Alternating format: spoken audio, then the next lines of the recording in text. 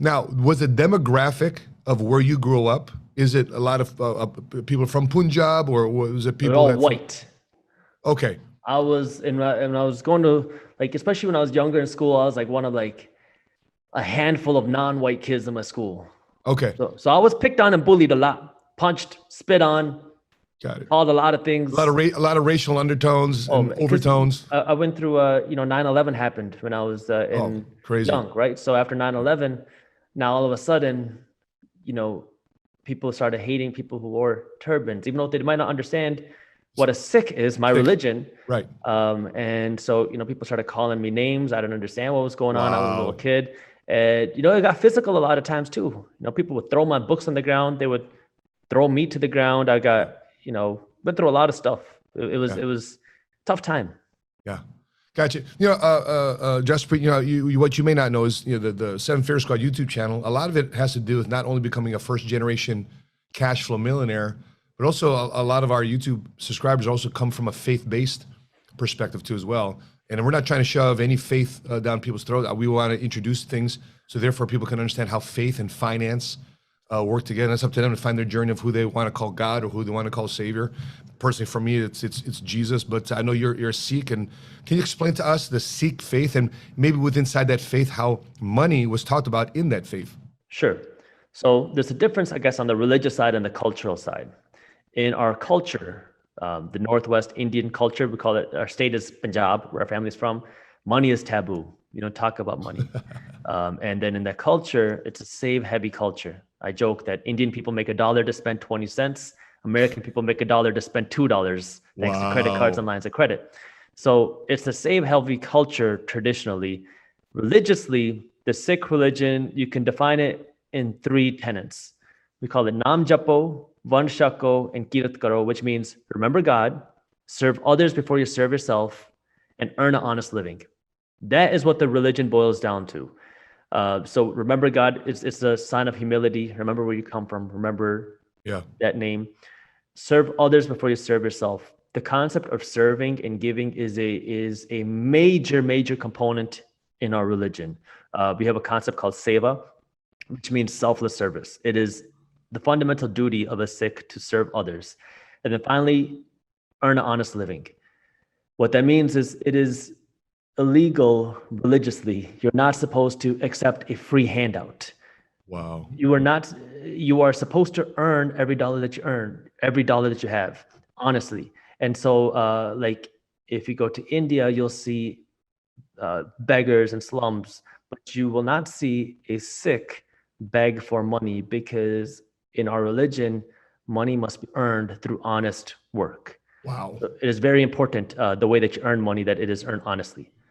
So, Jaspreet, how do you feel about unemployment checks? How do you feel about the president saying, "Hey, we're going to give you free healthcare and free, there's the 5.9% increase in Social Security this year, even though the consumer price index is at 5.4, so there's really a 0.5% increase in overall Social Security. How do you feel about Section 8? How do you feel about food stamps? How do you, through your lens, how does that come to you? From me, as a person who practices Sikh religion, it is our duty to give, to help, but not to ask. So, when you talk about unemployment checks and this and that, I look at it more from an unemployment or an economic perspective. It hurts the economy in the long run. Yes, some people need it. Some people need that extra assistance. Some people in a certain position can use the government assistance, but I don't like it when it gets abused. And I think we saw a lot of that happening where people who took advantage of the unemployment system, I know some people who were part of that who said, why should I go apply for a job when I can get this extra free money from the government and continue playing Fortnite or Call of Duty in my basement? It hurts the economy in the long run when you have that type of abuse. It's hard to see when you have some people who are frontline workers busting their butt, earning minimum wage, who are now making less money than somebody sitting at home playing video games. Economically, that doesn't make sense to me. And when you look at my own personal finances, Minority Mindset is a company. When the economy shut down, the government started giving free money to businesses. PPP. PPP, yep. And so essentially a forgivable loan. You borrow money that you don't have to pay back, and it's free money to businesses. So my accountant told me, hey, go take this money. I mean, we're talking tens of thousands of dollars, course. lots of money for free. Yeah. All I have to do is not fire anybody and use that money in our business, which, you know, Yeah. when the business economy shut down, guess what? We're still paying rent.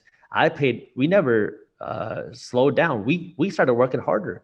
And so, you know, we saw a fluctuation where in the beginning, ad revenue went down. People were watching more YouTube. It was confusing because now a lot of businesses stopped spending money, but people were watching more YouTube. It took a while for it to kind of even out. So we didn't know what was going on, but I kept paying our rent. I kept paying every single person a part of our team. Yep. But I rejected that PPP money. Good for you. I know where it was coming from. Yep. I had no reason not to take it, right? The government was giving it to me for free. My accountant told me to take it. My friends told me I was dumb for not taking it. But for me, morally, Yep. I feel right, because I don't like the idea of taking money from the government when, one, I don't need it, and second, I know where the money's coming from. Because the money, everyone says, oh, it's the government's money. Where do you think the government is getting their money? Hello. It's coming from you and me, taxpayers. And Yes. if you're not paying taxes, then you're paying it through inflation. Yeah. So I didn't take that money. And it goes partially to my beliefs, because business, you know, from a business financial perspective, it's free money. Sure. Who says no to free money? We're talking tens of thousands of dollars Yeah. that I paid out of my pocket. But no, Yep. I didn't take it. Yeah, it's funny because my banker, we bank here, and they said, hey, you would qualify for a $30,000. Could you use another $30,000, you know, flush of cash to your business? You don't have to pay it back, etc. And we're like, who couldn't use $30,000? That's a job. I can create another job. But at the same time, too, the principle, morally, why do I need to take it? And it's not like I felt like I was adding to the problem if I took it. Exactly. And that's exactly it. Businesses who don't need the money were taking it, which, you know, I get it from the business perspective, because the government is saying, hey, take this free money. And so for most people, it's like, why wouldn't you? Yeah. From an economic perspective, it's, well, when you take that dollar, well, now more inflation is happening. More inflation is happening. The average person gets poorer each and every day. And for me, somebody who's trying to spread this type of financial education, who's trying to help people be better with their money, help people build wealth, it didn't make sense from a business perspective on that end, and from my moral perspective. What happened in 2020 and 2021, you know, it was crazy. Obviously, the pandemic was crazy. No one knew what was going on. It was a scary time, but man, there was a lot of waste in the government, a lot of abuse happened. And some of the things that we saw the Federal Reserve Bank do, I mean, it just shows you who our system and our society really cares for. Is it the regular person, or is it the institutions? Of course. Big banks, the people that are really the backbone of our economy, right? and to see just the amounts of bailouts and quantitative easing. I mean, we saw unlimited quantitative easing, and they say, oh, it's the government paying for it, but nobody understands that when the government pays for something, it's you paying for it. And even if it's not coming from your tax dollars, there's a reason why your grocery bill is more expensive. There's a reason why it costs more money to go on a flight. Inflation is a real thing. And if you're not paying it from your taxes, then you're paying it through inflation. And if you don't think that you're paying it, you're the one paying the price. That's right. When you're thinking about, you know, the free money that's out there, the free education, free advice, it rocks my brain, because when I was coming up in business, I've been in business now for 22 years, I had no YouTube. I mean, I would love to have a minority mindset in my brain at 18, 19, 20 years old. You know? I know.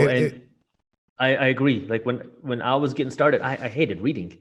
English was my second language. I never read. I almost failed my English middle school class.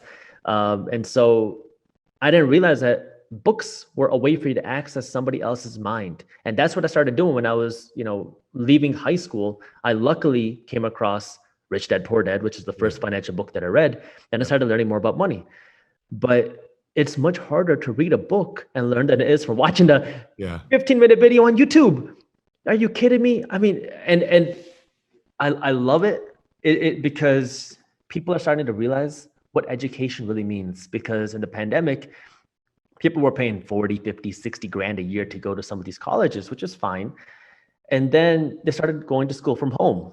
Right. Now they're watching their classes on Zoom in their pajamas, in their bedroom, paying 60 grand a year to do that. And then they go onto YouTube and they can learn something similar from maybe a better teacher. Thank you for watching. If you enjoyed this video, here's a video on investments that you need to own for life. And while you're at it, download our free guide on how to start generating passive income. And as always, keep hustling. If you still believe in the long-term value of this company, you're just not happy with the price, then you are switching sides. That's why you got to start by understanding your goal and knowing what your strategy is. Because if you're investing for the long term, then you got to understand market crashes are a part of the game.